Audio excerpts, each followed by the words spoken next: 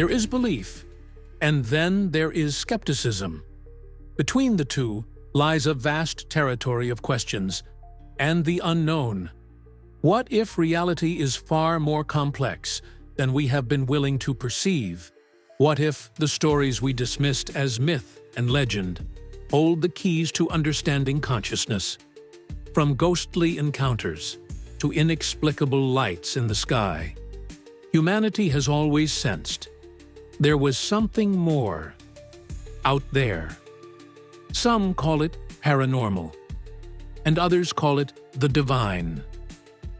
Some look to the stars for answers, while others search within. Philosophy asks, why? Theology asks, who? Science asks, how? And we ask ourselves, what if? We stand at the meeting point, a place where the veil between realities is thinner than you might think. This is the crossroads of the veil.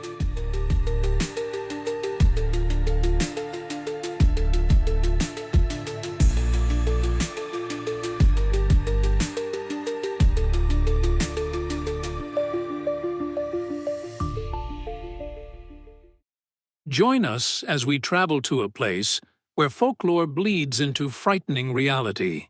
The whispered tales have echoed through the canyons and high deserts of the American Southwest for generations untold. It's a terror so profound, so deeply woven into the fabric of a culture, just whispering its name may draw its attention. We speak of a shape-shifting horror, born from the deepest betrayals of the human spirit, an entity that embodies the inversion of harmony and exposes the potential for evil that lurks within us all. We'll be navigating a complex landscape, drawing from decades of research, unsettling eyewitness accounts, historical records, deeper traumas shrouded in cultural taboo, and the unnerving case files of investigators who've brushed against something inexplicable on those desolate plains. Forget the cheap Hollywood caricatures, the diluted campfire tales. We're embarking on a deep dive into a phenomenon that challenges our understanding of the natural world, the human psyche, and the very boundaries of reality. What is this entity? Where does its power truly originate? What drives its malevolent actions? And perhaps the most chilling question of all, what does it want? Stay close, double-check the locks, the veil is thin, and the path ahead is treacherous. We journey into the lore, the history, the fear, and the enduring mystery of the Navajo Skinwalker. Part 1. The Unspeakable Name. Imagine this. You're driving late, very late, cutting through the immense star-drenched expanse of the Navajo Nation. Mile after mile of moonlit mesas and ancient canyons stretch out before you, silent witnesses to centuries of history and mystery. The silence in the car is heavy, profound. The loneliness of the high desert pressing in from all sides. The only sound is the hum of your engine, a tiny intrusion in the vast, sleeping landscape. Then, caught in the sudden sweep of your headlights, something darts across the road. Too fast. Maybe it looked like a coyote, but it moved with an unnatural, loping gait, its eyes flashing back not with the familiar green-yellow glint of reflected light, but with a fiery, malevolent red that seems to burn into your memory. Or perhaps it was something standing by the roadside, a deer, impossibly large, its silhouette stark and unsettling against the moon. But instead of bounding away into the brush as any natural creature would, it hops over a barbed wire fence, not like a deer, but on two legs, like a man, disappearing into the impenetrable darkness before your mind can fully process the violation of natural law you just witnessed. Or picture this scenario. You're settled in for the night, perhaps in a traditional hogan, its familiar circular walls a comforting shield against the vast emptiness outside, or maybe a modern house, miles from the nearest neighbor, cocooned in a fragile sense of security. Suddenly, a sound. A scratching at the window? A faint tapping on the door? Sounds that seem designed to fray the nerves, to test the boundaries of your sanctuary. Then, a voice. A voice that chills you to the core because it sounds exactly like your brother, your child, maybe even your spouse. It calls your name, soft but insistent, pleading for you to come outside, claiming they need help. But you know they're inside, asleep. A cold dread, primal and paralyzing, washes over you. As you fight the instinct to answer, the urge to rush to the door, your heart hammering against your ribs like a trapped bird, you peek through the curtains, knowing, somehow, with a certainty that defies logic, that what waits outside in the darkness is not human. Not anymore. These aren't just spooky stories concocted for late-night entertainment. For generations among the Dine, the Navajo people, experiences like these are chillingly, terrifyingly real. They are accounts whispered in hushed tones, testaments to something deeply ingrained in their worldview, a malevolent force born of corrupted power, forbidden knowledge, and acts that twist the very fabric of the natural order. A being that represents the absolute antithesis of all they hold sacred. They call it Yinaldlushi. We, in our often inadequate English translation, call it the Skinwalker. For centuries, whispers of these beings have haunted the Navajo Nation, tales of encounters that leave victims shaken, their understanding of reality fractured, their sense of safety irrevocably damaged. These are accounts of a chilling, tangible evil, an entity that walks the liminal spaces between worlds, between forms, between sanity and the abyss. What if the legends are true?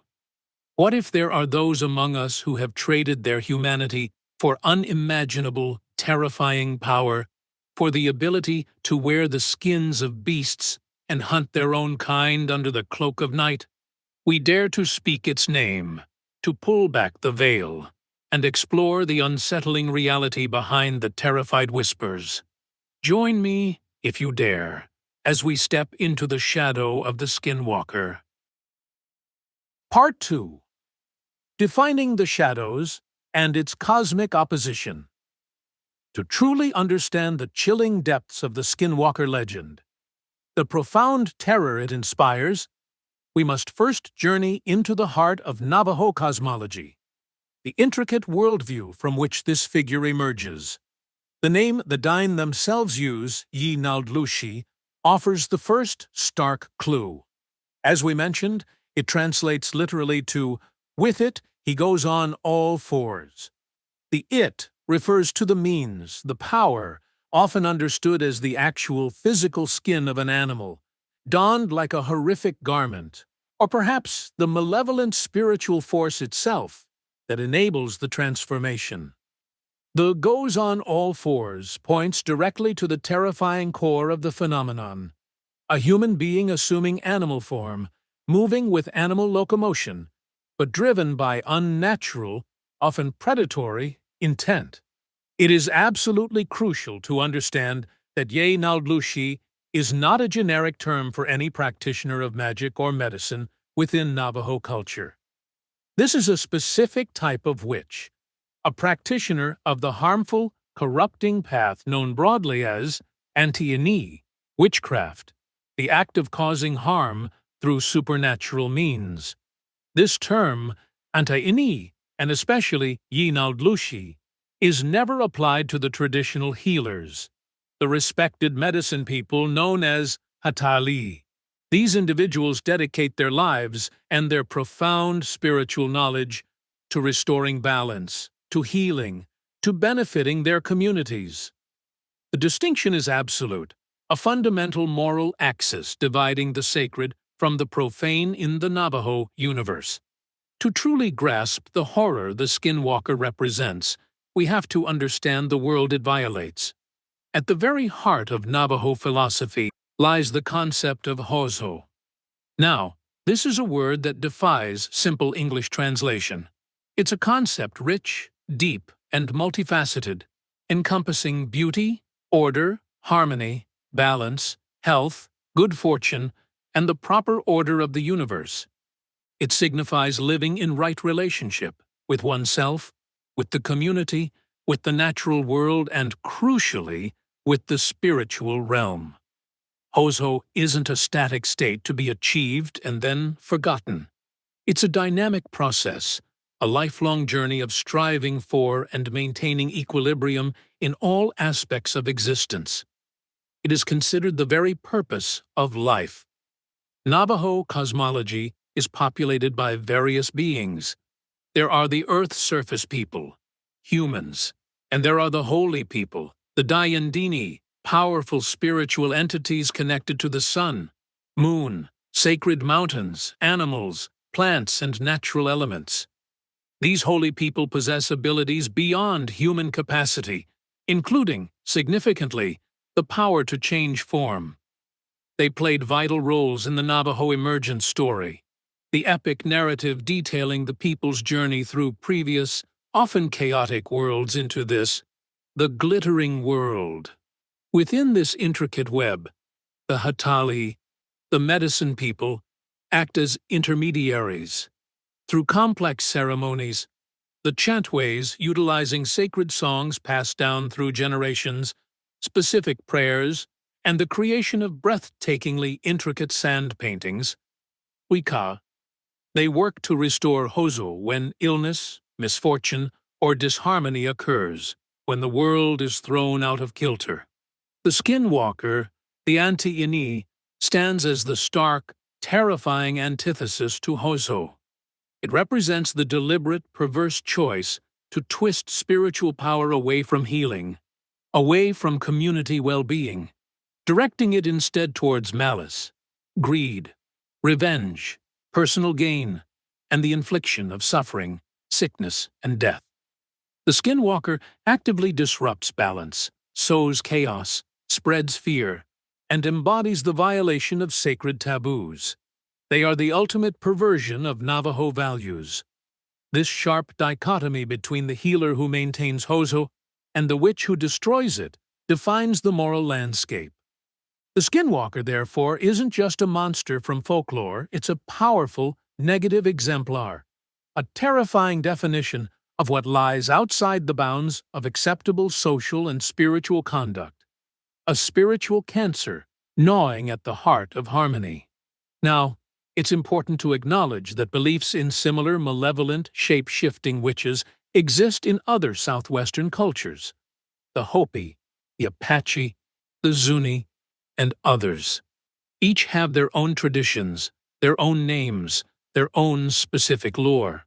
But the Navajo Yinaldlushi possesses a particularly potent and detailed mythology, deeply interwoven with their specific history, cosmology, and social structure.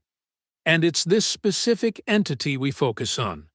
But venturing into the world of the Skinwalker, even for the purpose of understanding, is fraught with peril and cultural sensitivity. As mentioned, the subject is intensely taboo within the Navajo community. There's a profound, culturally ingrained reluctance to discuss Yinaldlushi openly, especially with outsiders. This secrecy isn't mere superstition. It stems from genuine fear. Fear of attracting the unwanted, dangerous attention of these beings themselves. Fear that speaking of them grants them power, somehow nourishes their malevolent energy. It's also born from an understanding, often validated by experience, that those outside the culture frequently lack the necessary context to grasp the true weight, the spiritual significance, and the lived reality of these beliefs. As the renowned anthropologist Clyde Cluckhone, who spent decades studying Navajo life and beliefs, noted back in the mid-20th century, even discussing witches could lead to suspicion falling upon the speaker, or worse, make them a target for retaliation by the very beings they discussed. More recently, Cherokee Nation academic Adrian Keene has powerfully articulated that such deeply embedded cultural and spiritual beliefs are not necessarily for casual discussion or interpretation by those outside the culture.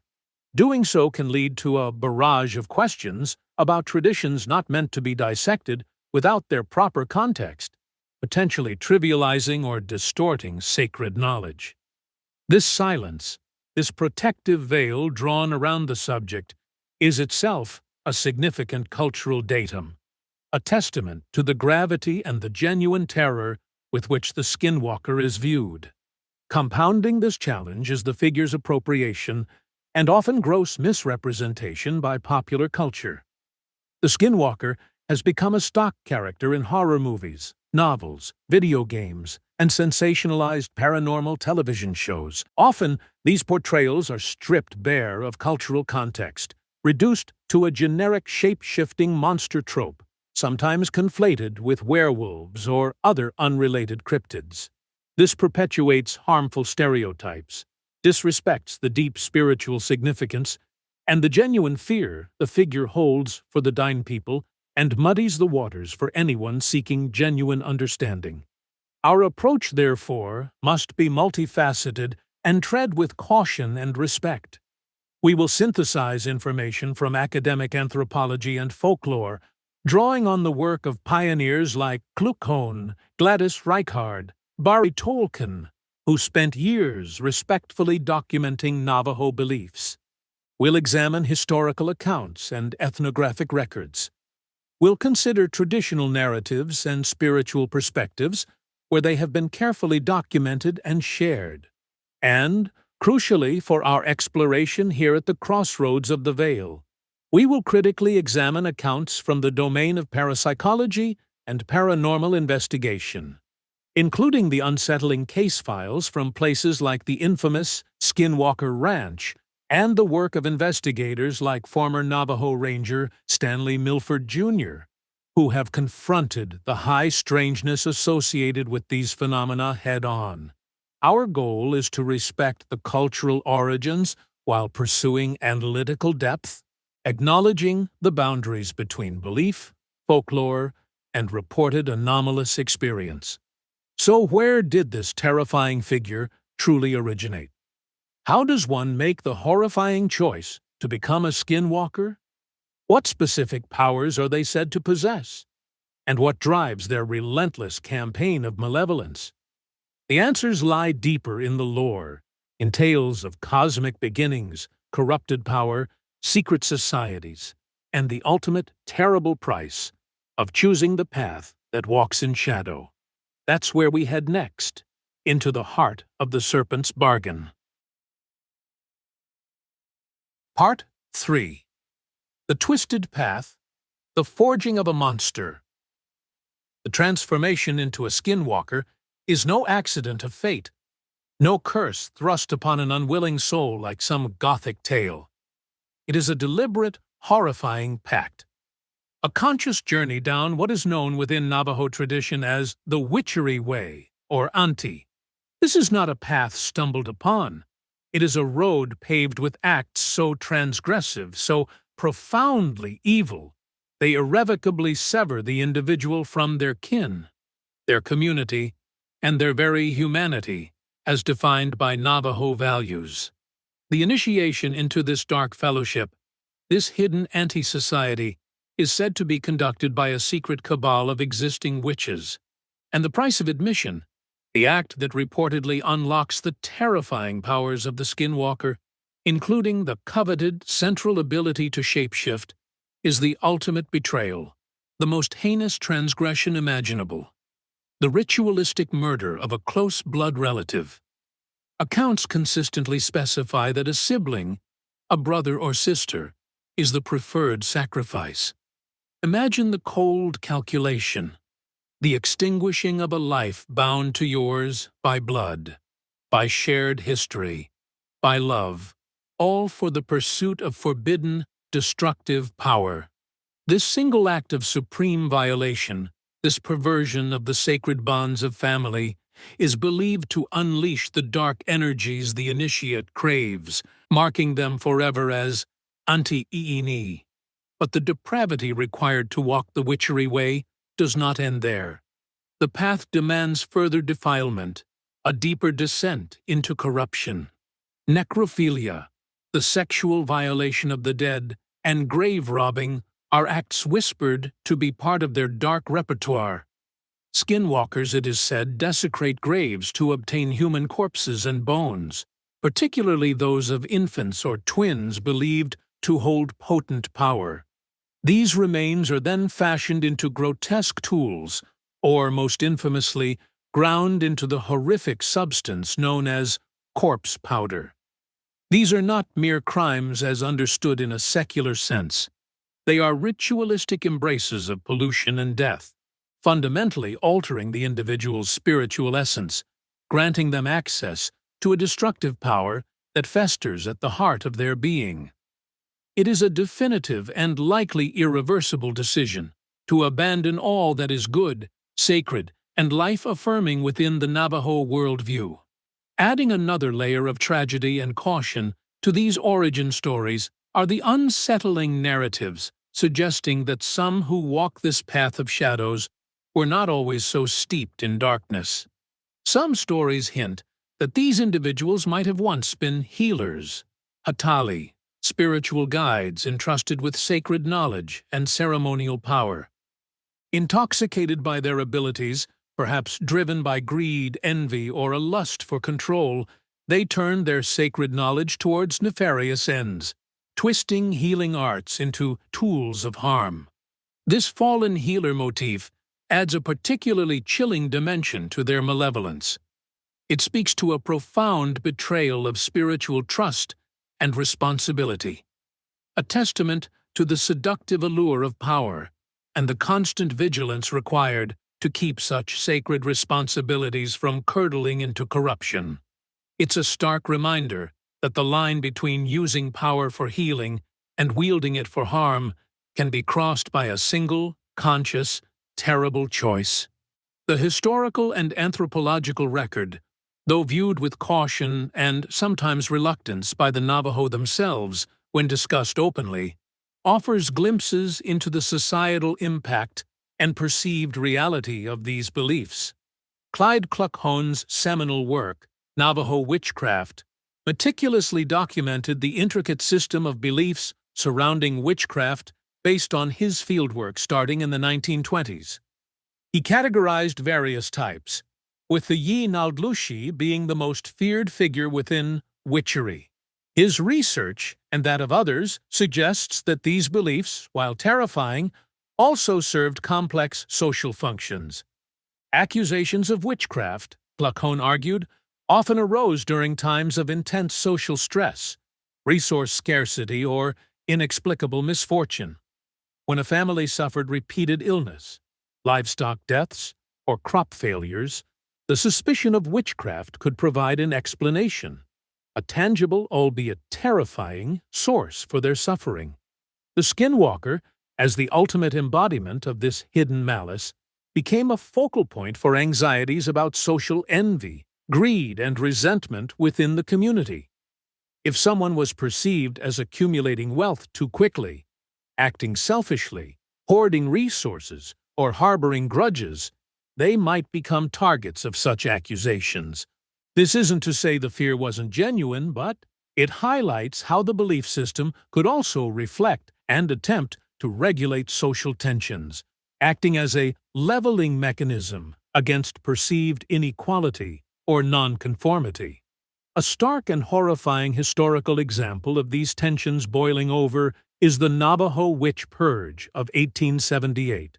During this dark chapter, occurring in the deeply traumatic aftermath of the Navajos' forced removal to Bosque Redondo, the Long Walk, and their difficult resettlement onto reservation lands, at least 40 Navajo individuals accused of witchcraft were hunted down and killed by fellow Navajos. Some historical analyses suggest these accusations were fueled by the profound social upheaval, economic hardship, jealousies, and resource disparities that festered in this period of intense stress and change. The Skinwalker and the witch became a tangible focus for a community's deepest fears, frustrations, and attempts to restore order, however violently. Once the path is chosen, once the horrifying price is paid, The Skinwalker is imbued with a terrifying arsenal of supernatural abilities. Chief among them, the power that defines their very name. This is the art of shapeshifting, the ability to transform into, possess, or disguise themselves as various animals. The choice of animal form, as mentioned, is not random. It is strategic. The strength of a bear or cougar, the cunning speed of a coyote or wolf, the silent, nocturnal stealth of an owl or fox, the aerial vantage point of a crow. All are tools in their arsenal, selected based on the specific needs of their malevolent task. The transformation itself is consistently described as the Skinwalker literally donning the prepared pelt or skin of the chosen animal, the very act that gives them their English name.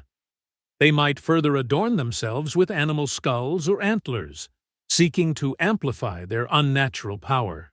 But the appearance of a skinwalker in its animal guise is rarely, if ever, described as entirely natural. Witnesses speak of creatures unnaturally large or disturbingly small, misshapen, moving with a jerky, unnatural gait, sometimes described like a rocking horse, or possessing disproportionate features. Their eyes, as noted, are a key giveaway, often reported as glowing with an eerie, usually red or yellow light, or retaining a disturbing, intelligent human-like quality even in animal form. Conversely, when they revert to their human shape, their eyes are said to retain an animalistic glint. There are even accounts of these animal forms moving in bipedal, disturbingly human ways, hopping fences or running upright. This imperfect transformation marks them as unnatural abominations, perversions of the natural order. From these borrowed forms, they gain supernatural prowess, unholy speed, far exceeding any natural creature, inhuman strength and agility, allowing them to leap incredible distances or scale sheer cliffs, and senses sharpened to a terrifying degree. Eyewitness accounts, though often whispered and anecdotal, frequently tell of skinwalkers pacing vehicles traveling at highway speeds, a feat impossible for any known animal. Their shape-shifting ability also grants them unparalleled stealth, allowing them to melt into shadows, travel vast distances quickly and undetected, and become one with the night. Beyond the physical transformation, their malevolent magic is perhaps their most feared weapon. They are said to possess the power of mind control, often achieved by locking eyes with their victim, inducing a state of paralysis, trance, or compelling them to do the witch's bidding. The ability to read thoughts is also widely attributed to them. Their dark arts are primarily focused on inflicting harm, casting debilitating curses that wither the body and spirit, weaving spells that conjure accidents and misfortune, brewing potions from profane ingredients that bring sickness and ultimately death. A particularly dreaded tool in their arsenal is corpse powder, anti in Navajo, a term that chillingly also refers to witchery itself. This unholy substance, as we've learned, is made from the pulverized remains of human cadavers, often obtained through grave robbing, with the flesh of infants considered especially potent. This powder is believed to be blown into the victim's face, dropped into their home through a smoke hole or window, sprinkled on their food or belongings, or applied while they sleep. The effects are described as devastating. A slow, wasting illness, often characterized by paralysis, seizures, respiratory distress, mental confusion, agonizing pain, and eventually death. It's a silent, invisible weapon, a horrifying inversion of sacred Navajo rituals, like the use of life-giving corn pollen for blessings. A mere touch, a breath of this powder, is believed to doom the victim. Their necromantic abilities extend their horror even further into the realm of the dead. Skinwalkers are said to have the power to call forth the spirits of the deceased, and some terrifying tales claim they can reanimate corpses, twisting them into grotesque puppets to serve their dark will. They can allegedly command nocturnal creatures, owls, wolves, coyotes, using them as spies, messengers, or agents of their malevolence. Some narratives even grant them power over the weather, the ability to conjure storms, the power of flight, or the ability to become invisible at will. Even when in human form, their senses remain unnaturally acute, their hearing and smell comparable to that of a hunting dog or wolf. And one of their most insidious talents, used to devastating psychological effect: mimicry. They can perfectly replicate human voices, often choosing the voice of a loved one, a trusted friend, or the cry of an infant, luring unsuspecting victims out of safety, into darkness, into danger, into the reach of their claws. Each of these powers, each ability, is a deliberate perversion of the natural order, a violation of the sacred boundaries that maintain Hózhó. The Skinwalker is not just a monster possessing random supernatural abilities, it is a walking, breathing, shape-shifting embodiment of chaos, a testament to the terrifying depths of human corruption achieved through the conscious embrace of ultimate evil. The conflict is introduced not just through their actions, but through their very existence as a challenge to the cosmic order. Part 4. The Unmasking. When evil shows its face. The power of the Skinwalker seems absolute, their reign of terror unassailable. They move through the night, cloaked in shadow and borrowed skin, their malevolence a palpable force that chills the air and freezes the blood. They are the unseen watcher, the voice in the dark, the predator whose tracks vanish. But even these masters of dark transformation, these architects of fear, are not without their vulnerabilities, their chinks in the armor. There are moments, described in lore and whispered accounts, where the veil of their power flickers, revealing the corrupted, twisted human soul cowering within. The true turning point, the climax in confronting such an entity, often lies not just in physical battle or spiritual warfare, but in the terrifying yet crucial act of unmasking, of forcing the evil to show its true, horrifying face. Imagine a confrontation, not dissected in the sterile environment of an academic paper, but experienced in the heart of a desolate landscape under a suffocating, moonless sky. A family huddles together in their hogan. The only sounds the frantic pounding of their own hearts and the unnatural, rhythmic scratching at the door. The creature outside, perhaps in the form of a monstrous wolf with eyes like burning coals, or a grotesque, oversized coyote moving with that disturbing, unnatural gait, circles the dwelling, testing, waiting. Its presence radiates an icy dread, a pressure that feels physical, crushing. This is where the abstract horror becomes terrifyingly, viscerally real. The boundary between safety and annihilation feels paper-thin. One of the most potent vulnerabilities of the Skinwalker, repeated consistently across accounts, lies in the intimate, physical connection between the witch and their assumed form. It is widely, firmly believed that if a Skinwalker is wounded while in its animal guise, if a bullet finds its mark, if a knife draws blood from the beast, if a well-aimed rock strikes true, that very wound will manifest, undeniably, on its human body when it reverts to its original shape. A limp corresponding to a shot leg on the monstrous wolf. An unexplainable gash on the arm of a neighbor matching the cut inflicted on the unnaturally large coyote seen the night before.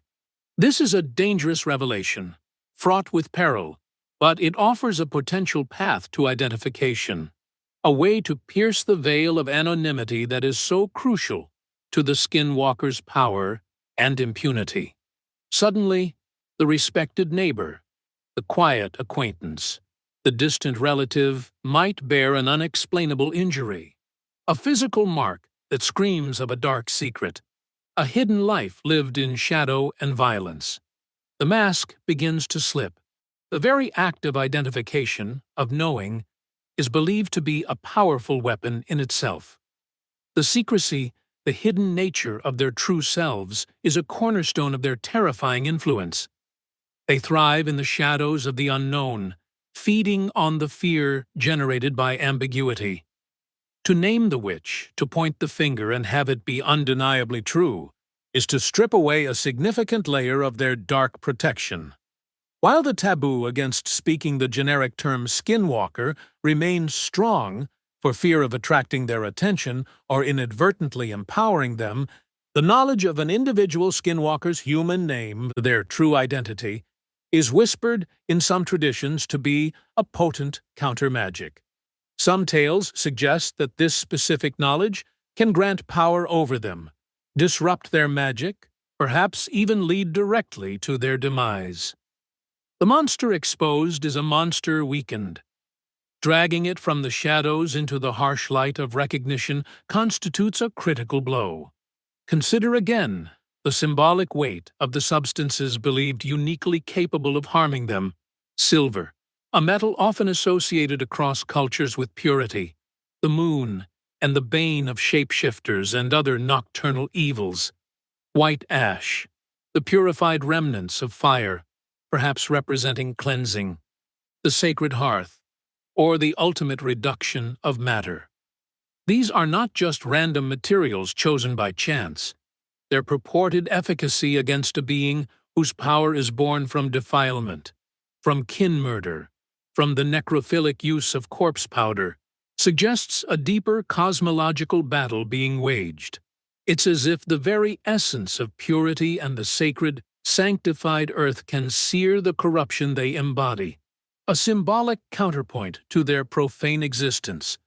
The use of ash, specifically, might represent the power of the hearth, the center of the home and family, against the creature that seeks to destroy kinship and violate the home.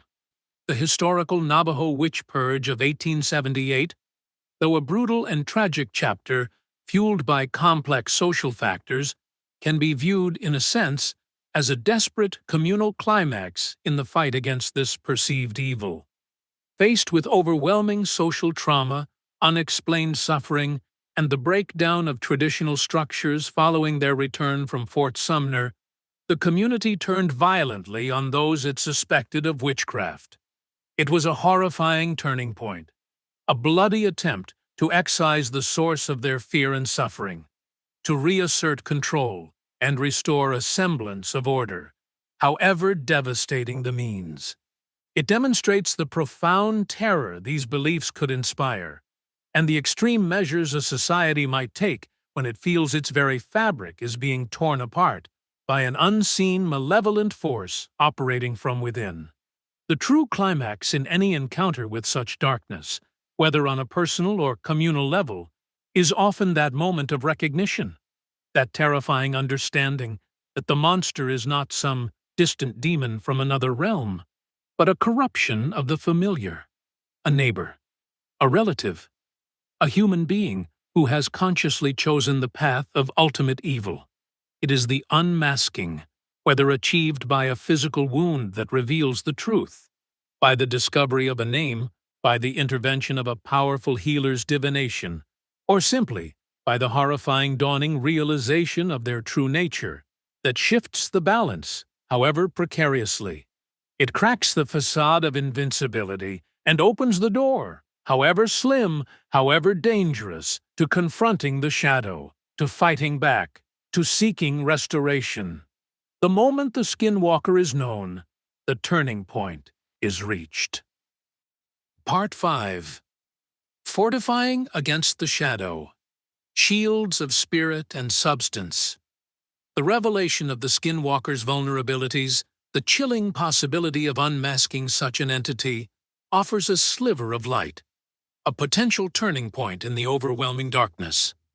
But for those who live under the shadow of this ancient fear, daily life requires more than just the hope of a climactic confrontation or a lucky shot in the dark. It demands constant vigilance, a deep understanding and practice of protective measures, both spiritual and material, woven into the very fabric of their existence. These are the shields raised against the encroaching night, the fortifications of spirit and substance designed to maintain harmony and repel malevolence. Central to this defense, paramount in Navajo tradition, are the sacred ceremonies conducted by the Hatali, the medicine men and women who serve as the spiritual guardians and healers of the Deen people. The blessing way, or Hózhó, is perhaps the most fundamental and frequently performed of these. It is a ceremony not of aggression, not of exorcism, but of profound affirmation. Its primary purpose is to promote and maintain good health, ensure prosperity, foster positive relationships, and, most importantly, to restore Hózhó, that essential harmony, when it has been fractured or is threatened. Often performed preventatively for expectant mothers, for those embarking on journeys, for individuals building a new home, or for anyone seeking to strengthen their spiritual core and live in beauty. The blessing way aligns individuals with the positive, creative, life-affirming forces of the universe. It is considered a powerful spiritual bulwark, making one less susceptible to the malevolent tendrils of witchcraft and other negative influences. It strengthens the spirit, making it a less hospitable environment for evil. Then there is the enemy way, or anaji. This ceremony operates on a different principle. It is a more direct form of spiritual warfare, an ancient and powerful exorcism rite. It is specifically designed to cleanse individuals and communities from the contaminating influences of ghosts, particularly those of outsiders or enemies, the lingering trauma of violence or contact with death, and the pervasive negativity spread by witches, including the Yinaldlushi, through intricate songs, prayers, specific ritual actions, and sometimes the creation of powerful sand paintings passed down through generations. The enemy way seeks to neutralize the evil that breeds spiritual illness and disrupts individual and communal balance. It confronts the negativity head-on, aiming to expel it and restore the patient to a state of protection and harmony. Other healing ceremonies, various chantways tailored to specific afflictions, also play a vital role, often involving complex diagnostics, like hand-trembling divination to identify the source of the problem, and invoking the power of specific holy people to mend and restore balance. Beyond these powerful, community-focused ceremonies, Navajo tradition recognizes the inherent protective energies residing within the natural world, specific substances imbued with the power to ward off harm. Gall medicine is described as a potent protective amulet, fashioned from the dried gallbladders of powerful animals, eagles, mountain lions, bears, skunks, sometimes sheep, wolves, badgers, or deer. This medicine is typically carried on one's person, often concealed in small, unassuming buckskin pouches. It is believed to offer a personal shield against witches, against the spiritual contamination associated with death, the dreaded corpse poison, anti, and against the unseen dangers that might lurk when traveling outside one's home territory or navigating unfamiliar crowds. Certain plants, too, are highly valued for their protective qualities. Cedar, specifically cedar pine, and the berries or seeds of the juniper tree are widely believed to ward off skinwalkers and other malevolent entities. Accounts exist of Navajo hosts providing guests staying on ranches known for skinwalker activity with cedar pine for protection. Juniper, in particular, has a long and storied history across many cultures as a plant of purification and protection. In numerous Native American traditions, juniper smoke, produced by burning the leaves or wood as smudge, is used to cleanse individuals, homes, and ceremonial spaces of negative energy, creating a sacred atmosphere hostile to dark influences. Its sharp, clean scent is thought to drive away unwanted spirits. Even Western esoteric traditions associate juniper with fire, purification, and the banishment of disease and negative forces. The fact that juniper ash is listed as an ingredient in some traditional Navajo herbal remedies suggests its protective essence permeates its very being, potentially used in protective powders or applications. And then there is corn pollen. This humble golden powder is a substance of supreme sacredness in Navajo ritual. It is used in virtually every ceremony, offered in prayer daily towards the dawn. It serves as a conduit for prayer, a medium for blessing, a way to communicate with the holy people, and a symbol of life, fertility, peace, and protection. If the Skinwalker's corpse powder is the ultimate symbol of defilement, death, and anti-life, corn pollen is its radiant opposite, embodying purity, life, and spiritual power. Its constant presence in all positive rituals, foundational role in establishing spiritual defense, and maintaining a sacred environment where evil finds no purchase. Offering pollen is an act of aligning oneself with the forces of Hózhó. Beyond ceremonies and substances, specific behavioral protocols and deeply ingrained taboos serve as vital lines of defense. The most well-known, as we've touched upon, is the stricture against speaking the name Skinwalker aloud or discussing witchcraft carelessly. This is not merely about politeness. It's a practical precaution based on the belief that such talk can attract their attention or give them power. Another crucial taboo, directly linked to their method of transformation, is the avoidance of wearing the pelts of predatory animals: coyote, wolf, bear, cougar. The very skins that skinwalkers are said to don for their unholy metamorphoses. To wear such a pelt is to flirt with the forbidden, to blur the sacred lines that separate proper human conduct from the path of the witch. More broadly, living a life in accordance with Navajo cultural values, striving constantly to walk in Hózhó, is itself considered a fundamental form of spiritual armor. Since the Skinwalker is the embodiment of imbalance, transgression, and the antithesis of these values, a life lived in harmony, respect, reciprocity, and adherence to sacred traditions inherently creates a spiritual environment less hospitable to their malevolent designs. Even common childhood admonitions, like the warning found in some native communities not to whistle at night, may be part of this larger tapestry of behaviors aimed at avoiding unwelcome supernatural attention, maintaining respect for the unseen world, and staying within the protective bounds of proper conduct. Insights from indigenous spiritual advisors, like the Navajo medicine woman Joanne Teller, who bravely co-authored a rare book detailing her personal experiences and knowledge in dealing with skinwalkers and witchcraft, offer invaluable first-hand perspectives on traditional methods of protection and confrontation.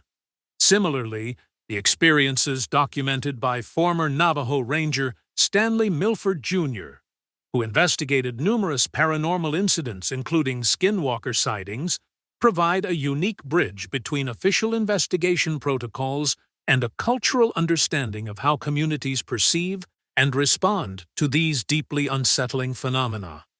Even in more informal contemporary settings, like online paranormal support groups mentioned in some sources, individuals sometimes share personal protective strategies, perhaps appealing to personal guardian deities or protector spirits for aid against beings they perceive as ungodly, like skinwalkers. The diverse array of protective measures against skinwalkers in Navajo tradition suggests that protection is not viewed as a singular act or reliance on one specific magic bullet or talisman. Instead, it appears to be a holistic, ongoing practice of spiritual fortification. It involves maintaining internal balance through adherence to cultural values and the pursuit of Hózhó, actively participating in sacred ceremonies that reinforce harmony and expel negativity. respectfully utilizing the protective substances provided by the natural world, and observing behavioral protocols that honor spiritual boundaries and show respect for the unseen forces, both benevolent and malevolent, that shape the world. It is a continuous engagement with the sacred to shield the self, the family, and the community from the disruptive and dangerous energies embodied by the Yenaldlushi. Part 6. Confronting the Unseen. Neutralizing the threat. Restoring the balance. The protective shields are in place. The ceremonies performed. The sacred substances gathered. The behavioral boundaries respected. The knowledge of vulnerabilities offers a glimmer of hope, a potential strategy. But what happens when the shadow refuses to recede? What if the Skinwalker, emboldened by its dark power or driven by relentless malice, presses its attack, breaching the outer defenses? Navajo lore and related accounts do not shy away from the grim necessity of confrontation, offering strategies not just for survival, but for neutralizing this profound evil and, most importantly, for restoring the sacred balance, the Hózhó, that it seeks to utterly destroy. Direct confrontation, when unavoidable, demands immense courage and the precise application of specific physical and spiritual tactics. As we've learned, certain substances are believed to possess a unique potency against these beings of corruption. Weapons forged from silver, or more specifically, bullets or arrowheads dipped in white ash, are frequently cited as capable of inflicting true, potentially lethal harm where ordinary weapons might fail. The purifying essence of ash, the remnant of sacred fire, is thought to be the key to penetrating their unnatural defenses, particularly when aimed at a vital spot like the neck or head.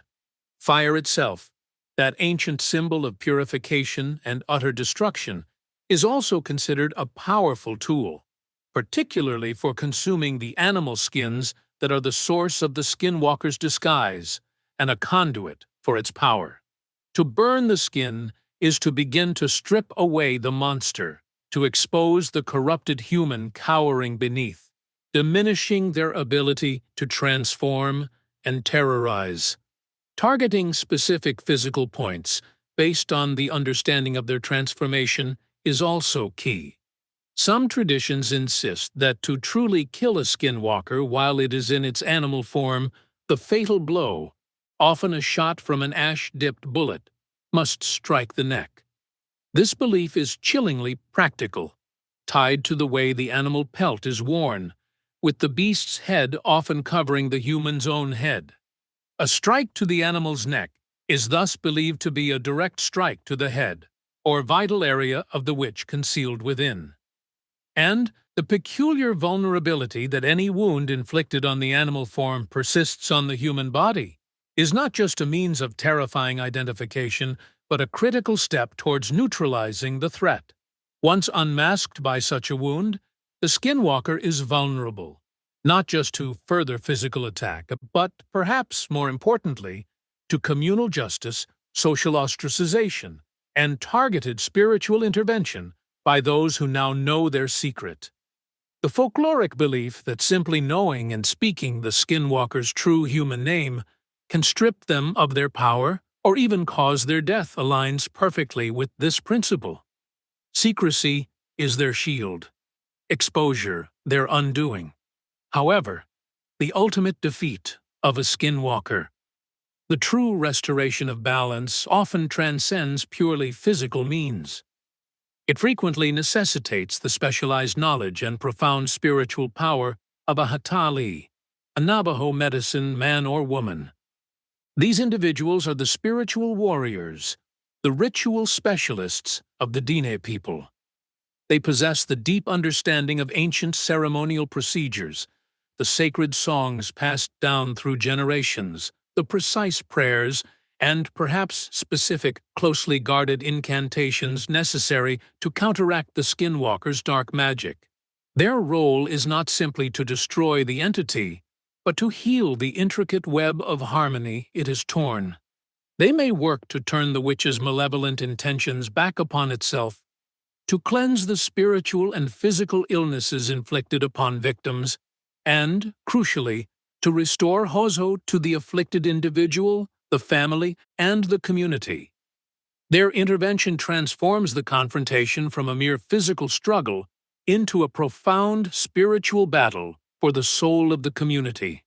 The writings of Navajo medicine woman Joanne Teller, for instance, as described in reviews of her rare book co-authored with Norman Blackwater, hint at these traditional methods. Her work reportedly shares personal experiences in dealing with skinwalkers and the witchcraft they embody, detailing what she did to deal with the problems she faced, implying the existence of specific, potent traditional strategies for confronting and neutralizing these entities shared from within the culture itself. Narratives passed down through generations, even cautionary stories told to children, sometimes depict these direct confrontations, ending decisively in the defeat or death of the skinwalker, or perhaps more commonly, in instances where vigilant Navajo individuals successfully defend their homes, their hogans, using courage, traditional knowledge, or protective measures to drive the creatures back into the darkness from whence they came. These stories, whether literal accounts or potent allegories, serve a vital function. They reinforce the belief that skinwalkers, for all their terrifying power, are not invincible. Courage, faith, adherence to tradition, and the strength of community can prevail against the darkest of forces. The tragic Navajo witch purge of 1878, viewed through this lens, can be seen as a desperate, large-scale, and ultimately devastating attempt by a community under duress to defeat and eradicate this perceived menace from their midst. While the methods were brutal, and the accusations undoubtedly complex and perhaps influenced by social factors beyond witchcraft itself, the event highlights the depth of fear and the perceived necessity for decisive, if horrifying, action against those identified as agents of malevolent power threatening the collective well-being. In a more contemporary context, the investigative work of figures like former Navajo Ranger Stanley Milford Jr., tasked with looking into modern reports of skinwalker activity, sheds light on how communities and authorities grapple with the fear and disruption caused by these enduring beliefs today. Defeat in this context might look different from traditional spiritual neutralization, perhaps involving increased patrols, community support, or simply documenting and acknowledging the fear. But it still speaks to the ongoing effort to manage the impact of this phenomenon and maintain a sense of safety and order. Ultimately, defeating a skinwalker within the Navajo framework seems to be about far more than just ending a physical threat. It is fundamentally about the nullification of its malevolent influence, the mending of the spiritual and social fabric it has torn, and the painstaking re-establishment of Hózhó. The deep involvement of the Hatali in these confrontations underscores that this is, at its heart, a profound spiritual and ritualistic process. Even historical events like the witch purge, however ethically troubling from our modern vantage point, demonstrate a collective societal will to reassert control, to redraw moral boundaries in the face of an overwhelming perceived evil. Every story where a skinwalker is repelled, every account where its influence is broken through ceremony or courage, represents a victory for order over chaos, a reaffirmation of life, community, and harmony in the face of the encroaching, corrupting shadow. The skinwalker, then, emerges not just as a monster, but as a complex symbol freighted with cultural meaning. It functions, as anthropologists like Hózhó noted, as a mechanism of social control, a way to discourage behavior that deviates too far from communal norms. It serves as a potent embodiment of deep-seated fears, fear of the unknown, fear of sudden misfortune, fear of hidden enemies, fear of the corrupting influence of power itself. It stands as the ultimate symbol of transgression against all that the Navajo hold sacred, a willful inversion of Hózhó. The very symbols associated with them reinforce this. The animals whose forms they steal, the cunning coyote, already a figure of trickery and sometimes ill omen, the powerful wolf, whose positive attributes of loyalty and strength are twisted to malevolent ends, the nocturnal owl, often a messenger of ill tidings, all have their inherent symbolism corrupted and weaponized. The sacred life-giving corn pollen finds its horrifying antithesis in the death-dealing corpse powder. The night, a time for rest and renewal in the natural order, becomes their hunting ground. This consistent pattern of inversion is key to their symbolic horror. They don't just introduce evil. They take what is known, what is natural, what is sacred within the Navajo world, and deliberately defile it, making their evil particularly insidious and a direct, profound affront to the established sacred and natural order of the cosmos. Beliefs in skinwalkers and witchcraft more broadly also serve crucial psychological functions for individuals and the community. As Hózhó explored, they provide a framework channeling diffuse aggression, anxiety, and interpersonal conflict. Hostility that cannot be openly expressed, perhaps due to social constraints, can be displaced onto suspected witches, who become scapegoats for communal frustrations. These beliefs also offer explanations for events that might otherwise seem inexplicable and random: sudden illness, persistent bad luck, accidents, unexpected death. Attributing such misfortunes to the deliberate actions of a malevolent witch provides a cause, however frightening, and potentially a course of action, like seeking a healing ceremony. This can be psychologically more manageable than confronting a universe perceived as entirely capricious or meaningless. The fear of being accused or targeted can also reinforce social norms and encourage conformity. The confrontation, the potential for resolution, the restoration of balance, these are the aims when facing the unseen.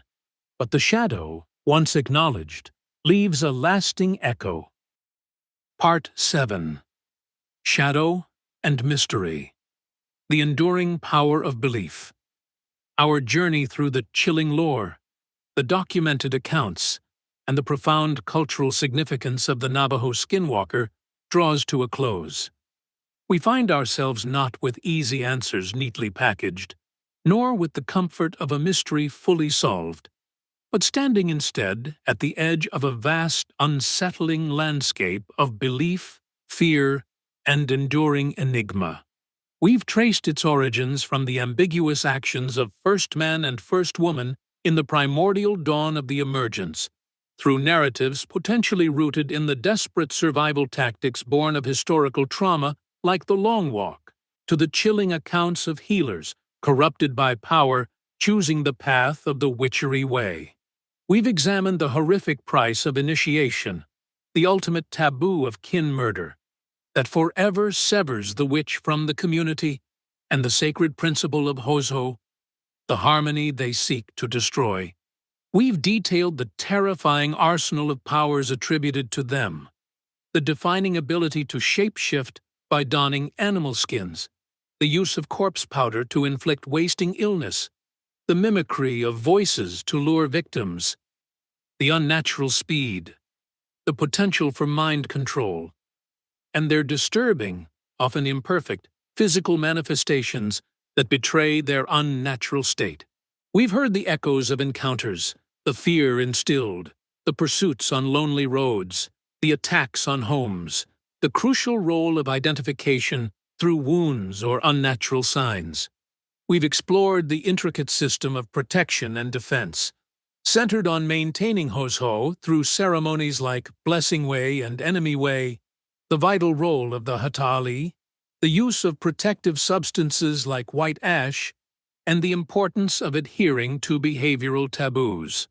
The information drawn from foundational anthropological studies by Hózhó and Rijkaard, the nuanced folkloric insights of Tolkien, historical records of events like the Witch Purge, the guarded but invaluable perspectives shared by indigenous spiritual practitioners like Joanne Teller, and the controversial but compelling accounts from paranormal investigations surrounding phenomena like Skinwalker Ranch and the work of Stanley Milford Jr., paints a multifaceted picture.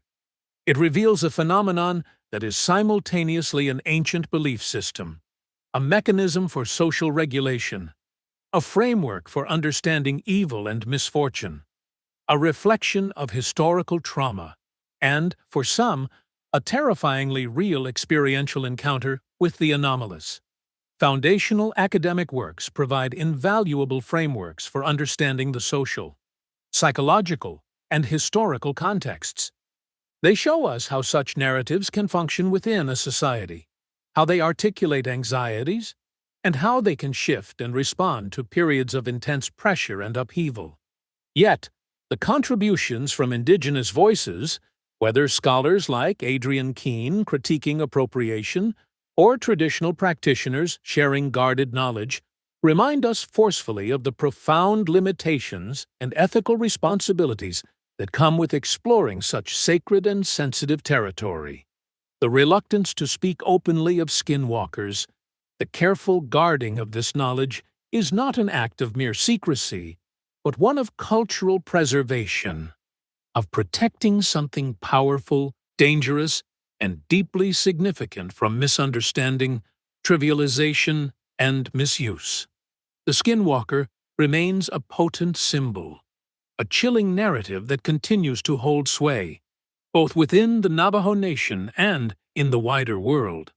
It speaks to a primal human understanding of good and evil, of the sacred and the profane, of the terrifying possibility that the greatest monsters may not be those from without, but those that emerge from within the human heart itself. Individuals who make a conscious, horrifying choice to embrace the darkness, a path that leads them, on all fours, into the deepest, most unforgiving shadows. The veil, for now, falls again, but the shadows and the questions they hold linger. They echo in the canyons, whisper on the wind, and remind us that the world may be far stranger, more complex, and perhaps more dangerous than our everyday assumptions allow. Until next time, keep questioning, keep exploring, and remember that the most profound truths and perhaps the most terrifying realities often lie hidden in the deepest shadows. As we step back from the crossroads, remember, the veil between the known and unknown is thinner than we think. But the story doesn't end here. This is just the beginning.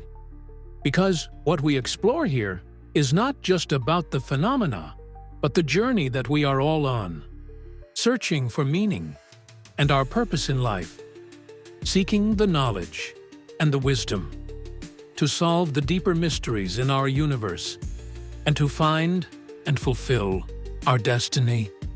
Unexplained sightings, spirits, and science. They are all connected, and they have been interwoven into the grand tapestry of life. So remember, keep pulling at the threads, because this has been the Crossroads of the Veil.